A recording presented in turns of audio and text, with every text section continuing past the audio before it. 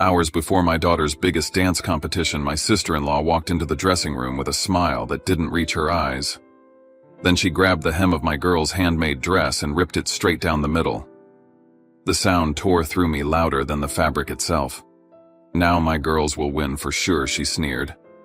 I just stood there frozen, shaking, watching months of love and work fall apart in my hands. Then my 18-year-old looked up calm as still water and whispered, "Mom, relax." When she opened her bag and showed me what she'd been hiding, I couldn't stop laughing. Because the dress my sister-in-law destroyed wasn't even the real one. Before I share my story, I want to know you're here with me. Just say "listening" in the comments or tell me where you're from. I love hearing how far my story can reach. Sometimes even the smallest connection can make a story feel heard. Thank you. And now, here's my story. If you find strength in stories like mine, don't forget to subscribe and stay with us. My name's Silas Wren, and this is how one torn dress changed everything. They say Willow Bend is the kind of town where your business isn't yours for long. By sunrise, someone's already talking about it over coffee at Marla's Diner. My business was fabric, needle, thread, and the hum of a Singer machine that's been with me longer than most friendships. After leaving Broadway with a knee that still clicks when it rains, I traded stage lights for the soft glow of my workshop lamp. The shop sits right on Main Street, a 2-story brick building with my name stenciled on the window, Wren & Thread Custom Costumes and Performance Wear. Behind it, a small studio where my daughter Lila practices until the floor shakes with music. She's 18 strong but graceful, rehearsing her solo piece, Phoenix Rising, for the National Dance Championship in Nashville. Every spin she takes reminds me of what I lost and what she's about to gain. She's my light, the only reason I got up after my wife passed. For 6 months, I've been sewing that light into her dress, a champagne gold gown layered with silk and scattered with hand-stitched crystals. Each bead was a promise I whispered to her that she'd never stand in anyone's shadow again. By mid-morning, Rhea stops by a friend colleague and the only one who calls me out when I lie about being fine. She's blunt as always. "Don't let Evelyn anywhere near that dress," she warns while tightening the elastic around the bodice. "She's been sniffing around your designs for months."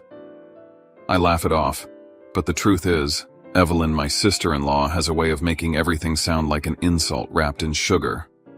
Evelyn's married to my younger brother Colt, a good man with bad timing and no backbone when it comes to his wife. She's ambitious mother to 2 girls who'll compete in the same division as Lila. Her smile never quite reaches her eyes, and when she talks about her daughter's routines, she always slips in something like, "Of course not everyone can afford private training, but we all do our best, right? The town loves her because she donates to the local pageant fund. They tolerate me because I fix their costumes for half price. Maybe that's why I keep my circle small, Rhea, my daughter, and my shop." That day I checked the security camera in the back corner, the one I installed after losing a design sketch last summer. The light blinked steady. I noted it in my work journal, where I keep everything from measurements to strange little coincidences. On 3 dates I'd marked in red ink "Evelyn visit," missing fabric scraps. It felt paranoid, but in this town a missing scrap can turn into a rumor by sunset. When evening came, the smell of barbecue smoke drifted in through the open window. Colt had invited us to dinner, one of those family gestures I couldn't refuse. "It'll be good," he'd said, "like old times." But old times were gone. At the table, Evelyn passed me a plate of ribs, smiled sweetly, and said, "So Nashville's coming up. I hear they're pretty strict on originality. It'd be a shame if anyone's costume looked familiar." She looked right at me as she said it. Colt laughed awkwardly and reached for his beer. I didn't take the bait, just wiped my hands and changed the subject to the weather. Still, I could feel her perfume clinging to my sleeve, sharp, floral, unforgettable. That night, after Lila went to bed, I locked the studio and turned off the lights. The dress shimmered under the lamp like bottled sunlight. I whispered, "Tomorrow we leave Willow Bend. You just tell your story, Lila." She smiled, sleepy-eyed, and said, "I already have one, Dad. You just have to believe it." Before closing, I glanced at the camera feed again. My finger hovered over the play button. On the screen, a shadow crossed the glass door at 9:47 p.m. The same time Evelyn had dropped off extra fabric. I leaned closer, the outline familiar, but the recording skipped. Just a flicker. I didn't press rewind. Not yet.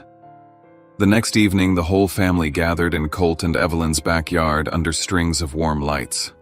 The air smelled of charcoal and rosemary. The kids chased each other between folding chairs while grown-ups bragged about whose child would steal the show in Nashville. Evelyn played hostess perfectly, laughing too loud, pouring drinks she didn't drink.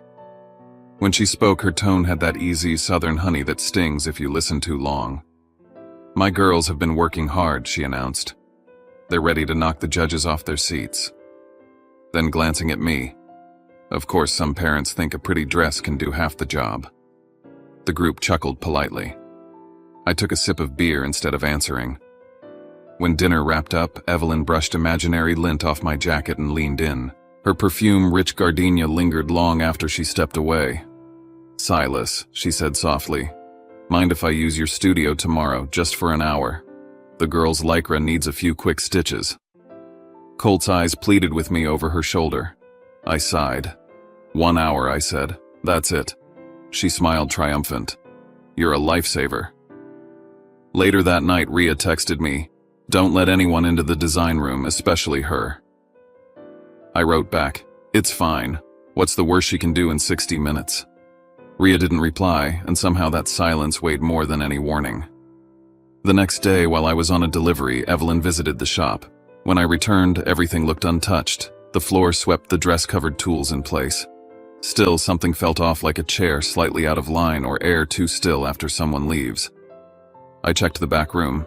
The locked drawer was fine, but the small security camera on the shelf had its memory card popped halfway out. My stomach tightened. That night, I scrolled through my phone while eating leftover ribs. Rhea sent me a screenshot from a dance forum, leaked sketch of possible finalist design champagne gown, Spanish-inspired silhouette. The drawing looked almost identical to Lila's. The post was time-stamped 10:30 p.m., the exact hour Evelyn was at my studio. I stood up so fast my chair scraped the tile. The camera footage. I rushed to my laptop, plugged the card back in, but the files were corrupted, every clip that day blank except 1 second of static. Someone had handled it wrong, or knew exactly what they were doing. I didn't tell Lila. She was too busy packing, folding her practice outfits with careful precision. "Dad," she asked as she zipped her bag, "do you ever miss performing?" I paused, watching her reflection in the mirror. "Every day," I said. "But missing something doesn't mean you stop moving forward." That night, thunder rolled through Willow Bend. The lights flickered, then went out completely. In the soft glow of a candle, I checked the locks again, double-checked the cabinet where the gown hung. The crystals caught the flicker of the flame like stars in a storm. When the power came back, I jotted a note in my red-inked journal: "Camera tampered. Sketch leaked. Check Nashville credentials." Then I closed the book and slipped it into my travel bag. Before dawn, I loaded the car, the gown wrapped carefully in its garment bag. As I shut the trunk, I glanced toward the shop door. The latch hung slightly open, just enough to catch a sliver of wind. I stepped closer and noticed 3 tiny crystals on the floor, glinting under the streetlight. The first hint of morning light spread across the empty street. Lila climbed into the passenger seat, her head resting against the window. She was already asleep before we hit the highway. In the rearview mirror, Willow Bend faded into a blur. Nashville lay ahead like a stage waiting for its players. I tightened my grip on the wheel, thinking, if they plan to break us, they'll have to do better than that. The storm rolled in just as the last thread passed through the fabric. The air in Willow Bend felt heavy, swollen, with the kind of thunder that makes every window hum. Lila was still dancing barefoot in the studio behind the shop, her shadow flickering against the wall each time lightning flashed. I had been sewing for hours, finishing the final seam on her champagne gown, the one that had taken half a year and more patience than I thought I had left. Then with one sharp crack of thunder, the lights went out. The machine stopped mid-stitch. The only sound left was the rain against the tin roof. I lit 2 candles and placed one near the dress. The crystals caught the flame, scattering gold light across the small room. "Well," I said, pretending to sound calm, "I guess the universe wants us to slow down." Lila laughed, stretching her arms, her body still humming with the rhythm she'd been practicing. I locked the gown in the metal wardrobe, slipped the key into my pocket, and checked the blueprint on the table one last time. She leaned on the doorframe. Dad, she asked what if someone really wants to ruin it, not by accident but on purpose. I looked at her through the candlelight. People who destroy things make noise, I said quietly. People who build learn to prepare. After she went upstairs, I replaced the old memory card in the main camera with a new one and set up a second recorder, a tiny pen camera I hid in the lamp above the cutting table. No one would notice it there. Rhea had been right. Evelyn had a pattern. This time I wouldn't be caught off guard. When Rhea dropped by later, her hair damp from the rain, she handed Lila a small olive duffel bag. "Don't ask too many questions," she said. "Just make sure you bring this to Nashville." I raised an eyebrow, but she gave me that look that said, "Trust me." I didn't press. Rhea was the type who'd already thought 2 moves ahead. The storm outside deepened, and with it came the familiar ache in my bad knee, a ghost from the Broadway stage I'd never returned to. I told Lila the story I'd never told her in full the night of my last performance, the slip on stage, the sound of my knee tearing like fabric under tension. "I lost everything in 10 seconds, I said, because I thought nothing could go wrong. She moved closer, rested her hand on mine. "You didn't lose everything," she said softly. "You found me." I tried to smile, but my chest felt tight. "Just promise me one thing," I said. "Don't let fear decide your dance." She nodded. "I won't win because I'm scared," she said. "I'll win because I've got a story to tell." Hours later, when the rain finally eased, I checked every lock in the building. The gown was sealed away, the key back in my pocket. I told myself everything was fine, that paranoia was just another form of love. But as dawn crept closer, something in me refused to settle. When we loaded the car the next morning, the sky was pale gray and silent. Lila was half asleep in the passenger seat, clutching that olive bag Rhea had given her. I turned to close the studio door and froze. The back door was ajar, barely a sliver, but open. On the floor by the threshold were 3 tiny crystals fallen from the gown, or left there to tell me someone had been inside. I stepped closer, the air sharp with the smell of wet metal. I could swear the lock was intact, but that didn't matter. The idea that someone else had stood here while we slept made my pulse hammer. As I climbed into the car, my phone buzzed. An alert flashed across the screen. Unrecognized sign-in attempt from Nashville, Tennessee. The location matched a hotel near the convention center. The account accessed my online design drive. I didn't tell Lila. I just started the engine, my hands tight on the wheel. Through the rearview mirror, I watched Willow Bend shrink into the distance, swallowed by fog and pine trees. Ahead, the highway curved toward Nashville, a city that had always felt like a second chance. Lila dozed beside me, her head tilted toward the window, her bag on her lap. I kept thinking about those 3 fallen crystals. They glittered in my mind like warning lights. If they think they can win by tearing something apart, I murmured under my breath, they'll only destroy what's fake. I didn't know yet how right I was. I used to think the hum of a sewing machine was the safest sound in the world. That morning in Nashville, I learned silence can be worse. The convention hall pulsed with noise heels clicking on tile, the smell of hairspray, voices rising and falling like waves. Lila and I carried her garment bag to the dressing area assigned to Willow Bend's team. The air inside smelled of fabric glue and nerves. "Lock the bag," Rhea texted me from across the hall. "Something feels off." I smiled at my phone, but did as she said. We had 2 hours before showtime. Lila rehearsed her opening spins while I filled out paperwork with the event staff. I was gone maybe 10 minutes. When I came back, the dressing room door was cracked open. My gut went cold. Inside, the garment bag lay on the floor, half unzipped. Silk pooled around it like spilled honey. I dropped to my knees. The champagne gown, months of labor, was in shreds. The crystals scattered like marbles across the tiles. I picked up a handful and felt them bite into my palm. My chest went hollow. Someone hadn't just ruined fabric. They'd carved through memory. The smell hit me next, thick, floral, unmistakable. Gardenia. The same perfume that had clung to my jacket after Evelyn's polite little hug back home. For a moment, I couldn't breathe. I just stared at the wreckage, thinking of every night spent sewing while Lila slept upstairs. The sound of scissors still echoed in my ears even though the room was silent. Then from behind me, Silas. Oh no, what happened? Evelyn's voice was syrupy, her face the picture of false concern. Such delicate fabric, she sighed.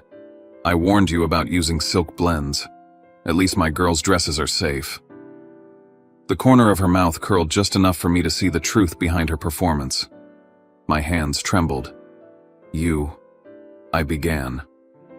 But before the words came, Lila stepped into the doorway. Her eyes moved from the torn gown to my face. I waited for the tears, the panic. Instead, she took a deep breath and said, calm as stone, Dad, don't say anything. Her voice steadied me in a way nothing else could. She set down her duffel bag, unzipped it, and pulled out a second garment bag, smaller and heavier. It's okay, she said softly. We're fine. I stared at her. Lila, what are you doing? She didn't answer. The zipper slid open, and a flash of green shimmered in the fluorescent light, deep emerald, rich and alive. She held it up, the new gown glimmering like forest light. Rhea and I made a backup, she said. The gold one was just practice, a decoy in case someone couldn't help themselves. I felt my knees go weak. You knew. She nodded. Not knew, just guessed. People like her can't stand not being in control. For the first time that morning, I laughed, the sound rough in my throat. Evelyn's face blanched, then hardened. How dare you accuse me, she snapped, but no one was listening anymore.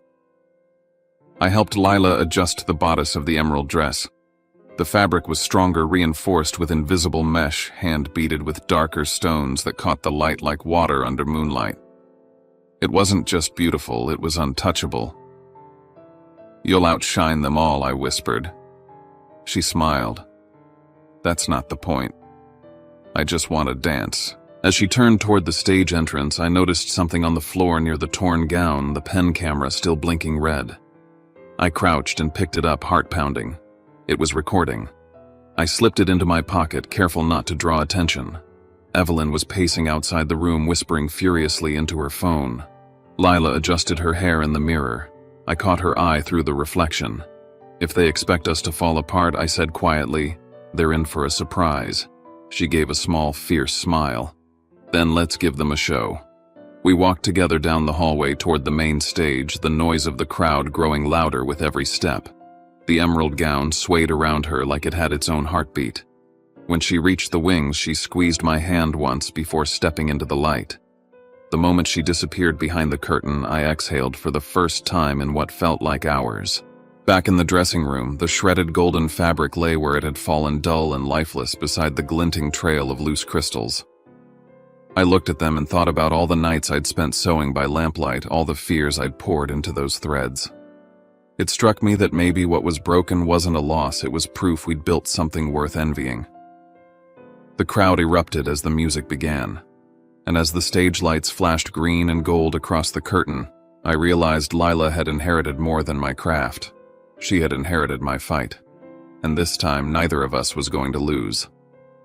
The moment the announcer called Lila's name, every sound in the hall dimmed into a heartbeat. I stood among the crowd, phone in hand, recording every step like it was oxygen. The smell of hairspray, the rustle of costumes, the weight of expectation, all of it pressed against my chest. Evelyn sat 3 rows ahead, her posture perfectly still, but her fingers twitching around the edge of her program. Her daughters whispered beside her, eyes darting toward Lila's emerald gown, as if it had no right to exist. I caught Evelyn leaning to Colt, her voice sharp and low. His jaw tightened, but he said nothing. The lights dimmed. Then the first note struck. Lila moved into the spotlight, and for a breath, time fractured. I'd spent half my life watching dancers chase rhythm, but none had ever held it the way she did. Every motion was deliberate, unhurried, like she was rewriting gravity itself. The green silk rippled around her body, catching beams of light that painted her skin in shifting gold. The music built slowly, the sound of strings swelling like the crack of wings, and Lila lifted herself into the final turn, a slow, perfect arc that hung between heaven and defiance. When the last note faded, the audience stood. The applause thundered through the hall. I didn't notice the tears until they hit my collar. I lowered the phone, breathing like I'd run miles. Across the aisle, Evelyn's face was a storm, pale, then red, then frozen. When the judges approached one of them, an older woman with silver hair smiled at me. "That costume," she said softly, "is stunning. You designed it yourself." I knotted my throat too tight to speak. Before I could thank her, Evelyn rose and interjected, her voice saccharine but trembling. "Oh, that I'm pretty sure it's a copy of a Spanish design that went viral last year." The judge frowned. I steadied myself and said evenly, "We have documentation of the entire design process start to finish. Nothing about that gown is borrowed." The judge nodded once and walked away, unimpressed by Evelyn's charm. Colt found me backstage afterward, his face drawn and pale. "She told me it was just a joke," he whispered. "She said she wanted to scare you, that's all."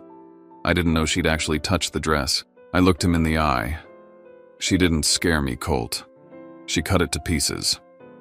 His shoulders sagged as if my words had weight. "I'll fix it," he murmured. "No," I said quietly. "You won't. But maybe you can stop pretending it didn't happen." When the awards began, I felt the familiar tension twist in my stomach. The host called out the minor placements' first trophies gleaming under the lights. Evelyn's daughters won a shared third place, good but not good enough for her. I watched her hand tighten around Colt's. Then came the announcement none of us expected. Best Choreography and Costume Concept, Lila Wren, Willow Bend Academy. The room erupted again. Lila's face, glowing beneath the stage lights, was all grace and disbelief. Evelyn's hand slipped from her phone. It clattered softly against the seat. Her lips moved, whispering something to herself, but no sound came out. The crowd pressed forward for photos. I stood back, letting the joy settle around us like warm air. Then my phone buzzed. A message from Ria. Just 3 words. "Check your inbox." I opened the file, video footage time-stamped that morning. On the screen, Evelyn slipped into the dressing room, glanced around, lifted the gown from its hanger, and cut through the silk with steady hands. When she was done, she tossed the scissors onto the table, looked straight into the mirror, and smiled before walking out. I didn't move. I didn't even feel anger. Just a strange, steady calm. The kind you get when the truth finally stands on its own. I tucked the phone into my pocket and turned toward the stage where Lila bowed, her dress catching light from every angle. Somewhere deep inside, I realized this wasn't revenge. It was revelation. Some people spend their lives tearing others down. Some quietly build proof that they can't be broken. When the applause faded, I whispered to myself, "Justice doesn't need to shout. It only needs the right moment and a camera that doesn't lie." The night after the competition, the convention hall felt ghostly. The applause had vanished, replaced by the hum of distant vacuums and the rattle of carts. I was gathering our things when I saw her, Evelyn, standing near the empty seats, arms crossed, her voice low but sharp. "You won't go public with that," she said. "Who's going to believe a washed-up dancer turned tailor over me? You'll embarrass yourself." I looked at her, tired but steady. "Maybe," I said, "but cameras don't lie." She laughed once, brittle as glass, and walked away. I reached for my phone, opened the email Ria had sent, but the file was gone. The folder was there, but the video link read, "File deleted or moved." My stomach sank. I called Ria immediately. "Someone accessed my cloud," she said, her voice tight. "They used a hotel IP address, the same one listed for the event coordinators." I knew then Evelyn hadn't worked alone. Someone had helped her scrub the evidence. The next morning, Colt found me in a coffee shop across from the venue. He looked worse than I'd ever seen him. "Silas," he said, his voice cracking. "I think Evelyn's involved with someone from the organizing team. I saw her talking to the logistics manager last night. She said something about keeping things quiet, about making sure the wrong video didn't reach the board." He couldn't look at me. I sighed, pushing a cup of coffee toward him. "I'm not here to ruin her, Colt. I just want Lila's name clean." That evening, I met with a technician from the event staff. He handed me a flash drive. 3 minutes of footage from the venue cameras, he said quietly. "I don't want trouble. But your daughter? She deserved that win."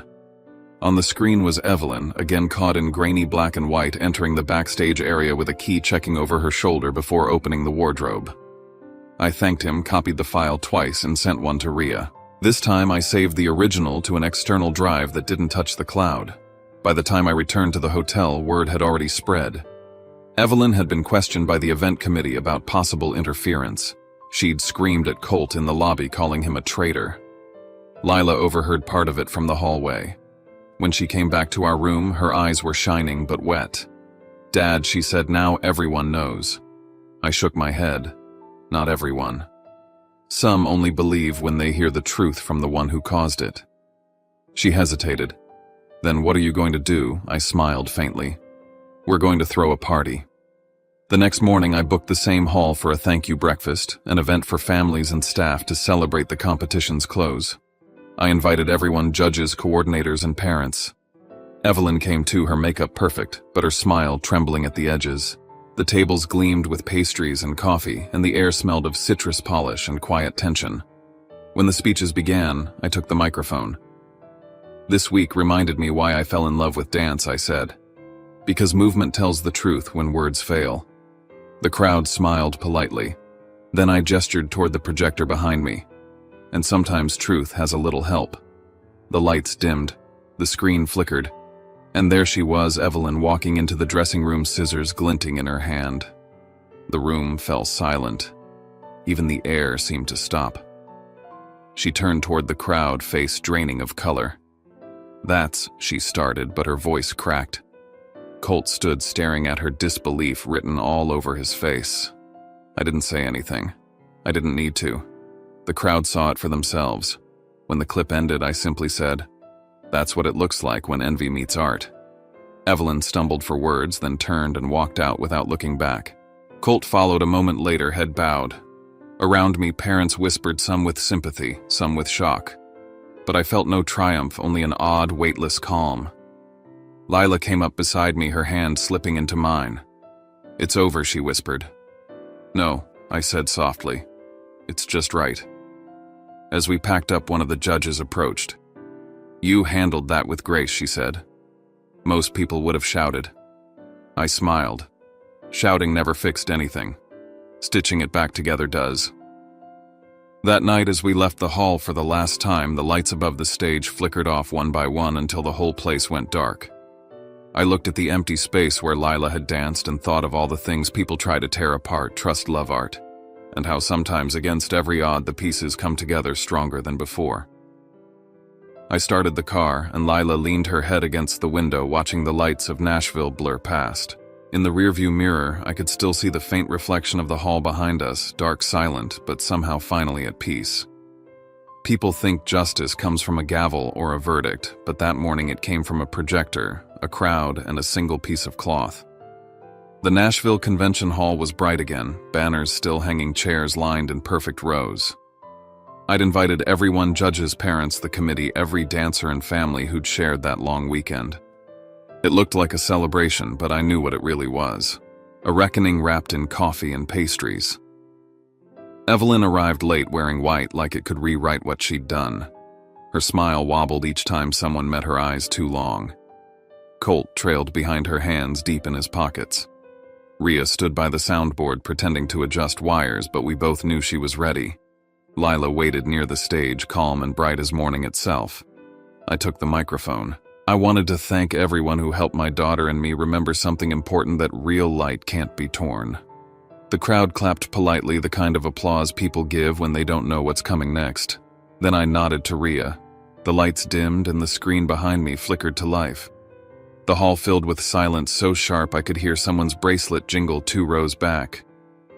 On the screen appeared the footage, Evelyn stepping into the dressing room, glancing over her shoulder, pulling out a pair of scissors, slicing through the golden gown. The sound of fabric tearing filled the room, followed by her smirk as she tossed the scissors aside. Gasps rippled through the audience. Parents looked at one another, whispering. Evelyn froze, color draining from her face.